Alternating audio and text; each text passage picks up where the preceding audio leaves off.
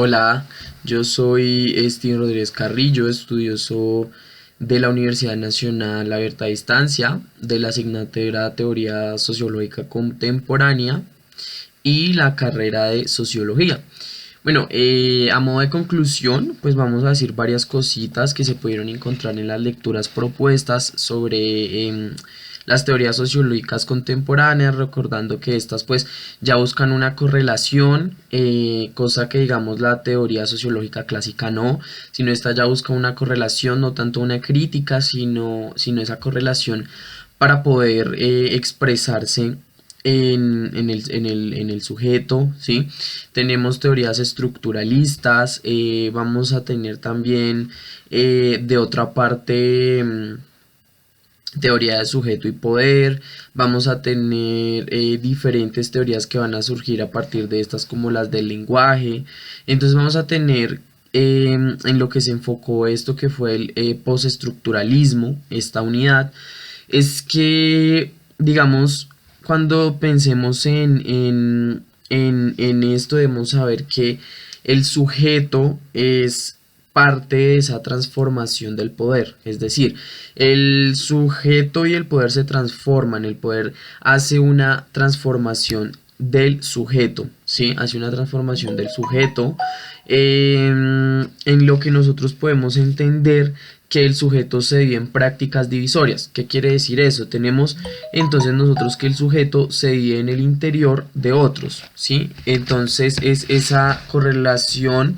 que hay entre, por ejemplo, el loco y el cuerdo, el enfermo y el sano, los criminales, digamos, y las buenas personas, cuando hablamos de que no se puede entender una situación hasta que se entre en la subjetivación al respecto. Hablamos de que la historia, sin duda, la teoría económica y todo esto proporciona de alguna forma, o sea, proporciona poder entender lo que se vive en la actualidad. Entonces es importante comprender la historia del poder. Hablamos de lo que legitima el poder y entendemos que, digamos, esas instituciones son las que legitiman el poder. ¿Qué más podemos decir? Podemos poner ejemplos del poder, no solo es una cuestión teórica, sino que forma parte de nuestra experiencia. Día a día el poder forma parte de si nos sublevamos o de si no nos sublevamos o de qué manera lo hacemos. Entonces, por ejemplo, tenemos un ejemplo del fascismo, ¿cierto? Tenemos diferentes formas que se empiezan a expresar a través de la historia. Por ejemplo, tenemos el caso stalinista que se da en 1924 tras la muerte de Lenin. Trotsky y Stalin, digamos, empiezan como a pelear esa postura, se enfrentan en poder. Digamos que en 1927 se vuelve líder Stalin y muere Trotsky. Este régimen, digamos, lo fascista del que se habla de en otras partes el culto a la personalidad, falsedad a la verdad, el poder político comunista se empieza a transformar en algo que se vuelve industrial, hablamos de que se prohíbe como tal la propiedad privada, hablamos de diferentes cuestiones que acá nos plantean la filosofía, que es el impedir ir más allá de los límites dados de las experiencias, la relación de la racionalidad, digamos, los excesos de poder político, ¿cierto? ¿Qué otra cosa nos habla de ese postestructuralismo, de las luchas transversales? Hablamos de que hay luchas y modos de resistencia, digamos, lo que tienen unos efectos. Entonces tenemos luchas inmediatas con instancias, digamos, lo más cercanas, ¿sí? También tenemos lucha que cuestiona, digamos, los estados. Tenemos esas luchas que hacen esa ruptura de lazos y que se oponen a los efectos del poder vinculados. Entre otras cosas, digámoslo, que nosotros bien podemos expresar que el poder convierte a los individuos en sujetos. Entonces, los sujetos se definen a través del control y la dependencia, ¿sí? El sujeto se tiene que adaptar a una identidad y esa identidad que se va transformando. Tenemos tres tipos de luchas en las que se oponen las formas de dominación, ¿cierto? La social, la religiosa y la étnica, que es la que podemos evidenciar con mayor fuerza, ¿cierto?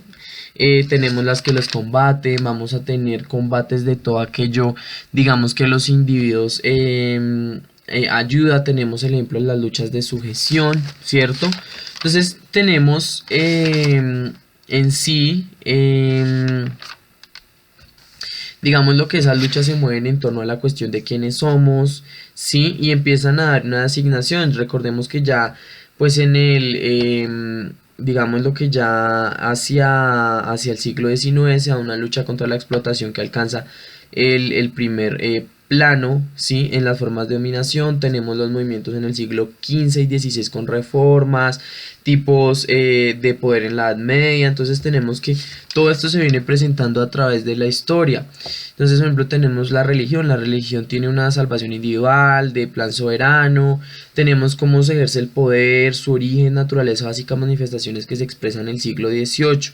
Entonces, cuando uno piensa en poder, es importante analizar el qué, el por qué, el cómo, las relaciones que designa, el lenguaje, los sistemas de signos, los sistemas simbólicos, ¿cierto? Esta comunicación sobre el otro, sobre los otros, tenemos esos gestos, ¿cierto?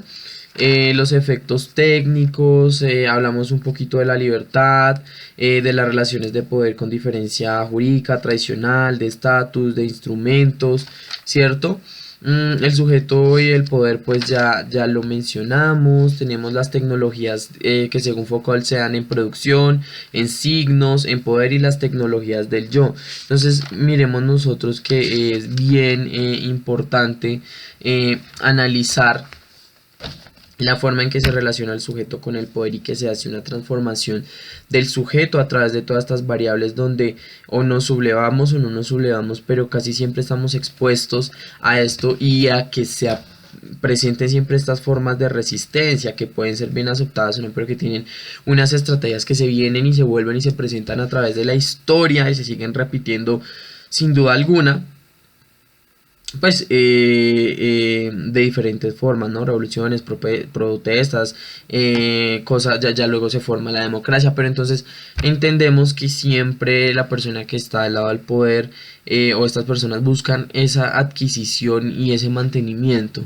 Entonces, para nosotros como sociólogos es importante entender estas nociones básicas de la subjetividad, de la objetividad del sujeto, del postestructuralismo, que es sí, de la teoría del posmodernismo, que es la teoría en la que se está basando esta unidad, entendiendo ya pues estructuralismo, escuela de Frankfurt, entre otras. Espero les haya gustado, les habló Steven Rodríguez, muchas gracias, chao chao.